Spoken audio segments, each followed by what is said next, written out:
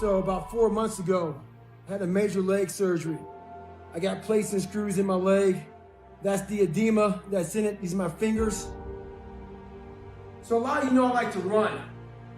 That got taken away from me for a few months. But who cares? Life will not always be 70 and sunny. Life is the ultimate competitor. It's relentless. It will continue to attack you when you least expect it. We must learn to adapt and overcome to any and all obstacles that are in front of us. We have to evolve. And the way I evolved was I changed my diet. I had to start doing a lot more cross training. When the obstacle gets in front of you, don't let it stop you. Don't let it deter you. All right, time of year, we try to make our dreams come true. But the reality of all that is sacrifice. And those dreams quickly become nightmares. But in those nightmares are where our demons lie. That's the domain in which they know we don't want to go into all those early mornings. It wakes up all these things that we failed at. Past childhood drama. Those demons are in those nightmares. That's what keeps us from accomplishing our dreams. Oh, they know every year we got them. So this year, your back is turned to the doorway. Because they know you ain't going into nightmare land. But you're going in there. And when the backs are turned, you can rear naked choke them, every one of them.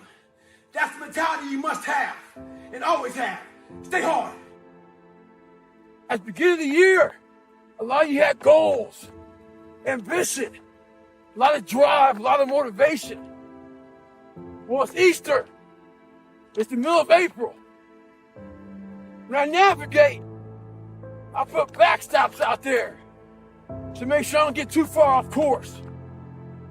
I put those backstops in my personal life to make sure I don't get too far away from my goals and my dreams.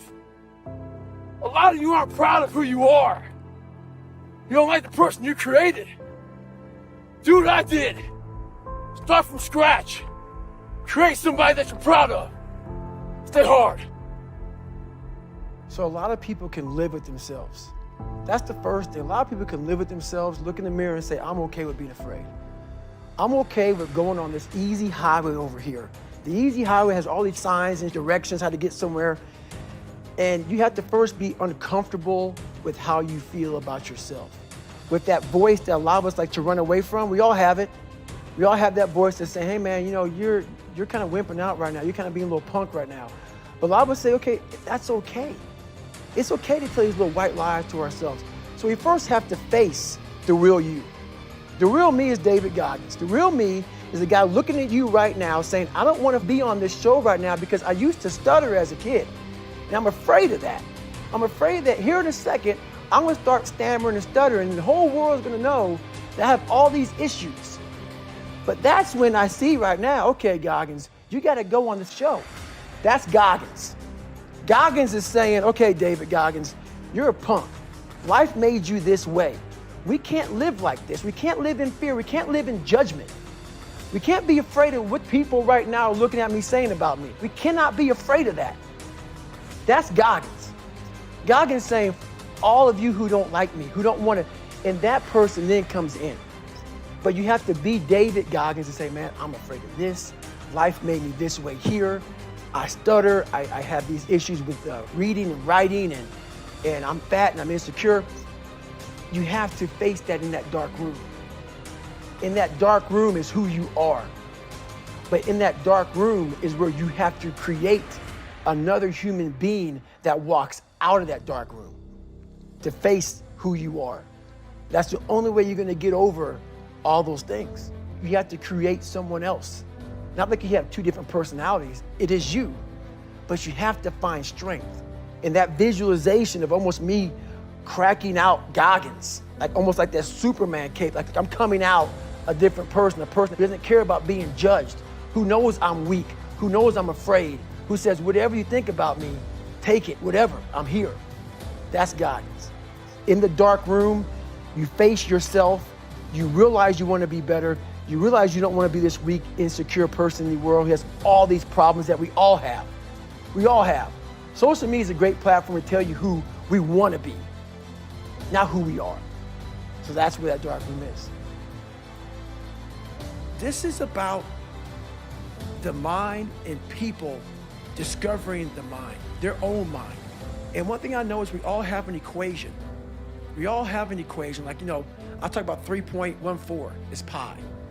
There's different equations to figure out different kind of, mathematical problems. We as human beings are mathematical problems. I cannot give you a book for everybody in this world. That's why my book, even though it's one book, is tailored to the individual. It's not like you do these 5 steps, you're good. No, I'm helping you figure out your equation because it's different. My equation is different from your equation. What's gonna make you tick? What's gonna make you go the distance? What's gonna make you go to that spot in hell and say, I love this spot? It's okay. That's what this book does. It helps you figure out your 3.14. Because once you figure out the equation in any math problem, you no longer fail, man. You got it figured out. I honestly want to be considered one of the hardest men to walk the planet Earth in the history of the world. And what I mean by hard, I'm not talking about the guy who does the most pull-ups, the most sit-ups, runs the most. Just a person who's able to overcome any adversity in front of him, to figure out a way. Hardness isn't about all this physical, man. Yeah, it helped me get to where I'm at. But all I was doing in the whole process, the process wasn't to be ripped. It wasn't to walk around with my shirt off. That wasn't it. I knew through the physical challenges, through the physical suffering, my mind was getting stronger. I was literally doing that for a reason. I had a weak mind. All the rest just happened to come with it. I was trying to strengthen the mind to handle all the judgment that's passed on me, perceived and not. Sometimes you make it up in your own head. I just want to be able to handle all of that, everything, physical, mental. I want to be perceived as that, like an old school barbarian, an old school guy that's like, God, dog, man, nothing can hurt the guy, which is why the book is titled, Can't Hurt Me. I want people to have that mantra in their life. Take that with you. Take it everywhere you go in life. And if you believe that and you work towards that, callous in your mind, strengthen yourself, Can't Hurt Me is strong. In any situation, like when I was in Buzz and they were beating the hell out of me, I'd be the first one to get up and say, can't hurt me. But you say that enough to you. False motivation becomes real motivation after a while.